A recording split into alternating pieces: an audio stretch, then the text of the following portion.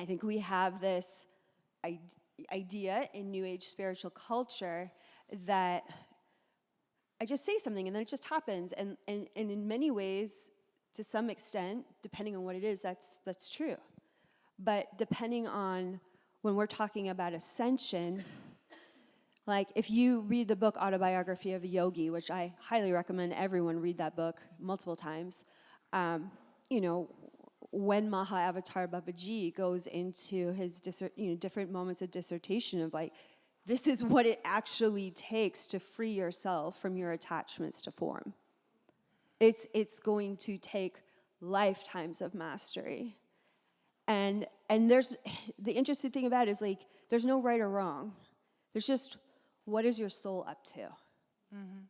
You know, you could spend several eons working on one mission alone and then take a really long break. Mm. And instead of deciding to ascend, decide to keep going in another mission, another part of the cosmos.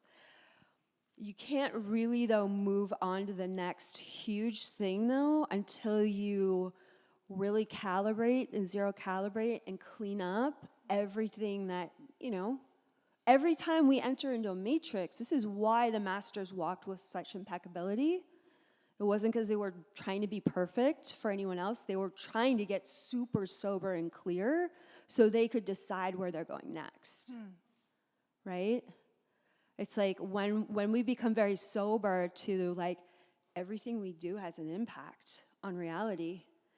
There's a karmic, I think that the word karmic is very loaded, but ultimately the definition of a karmic reconciliation is like, let's make sure everything's in balance about what was given as well as taken, what was received, what was served, what was harmed.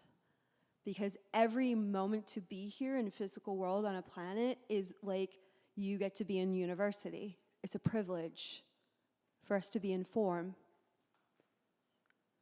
And it might take us many lifetimes to figure out, oh my God, I'm in Harvard or Princeton or, you know, whatever Ivy League example we could give for that.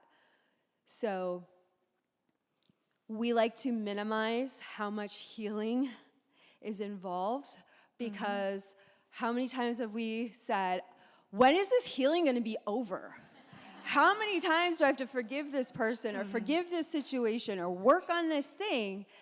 And one of the joys of the healer archetype in spiritual leadership is you have endless amounts of content creators. You have an endless well of living wisdom from what you're healing in real time, what you're ascending from in real time.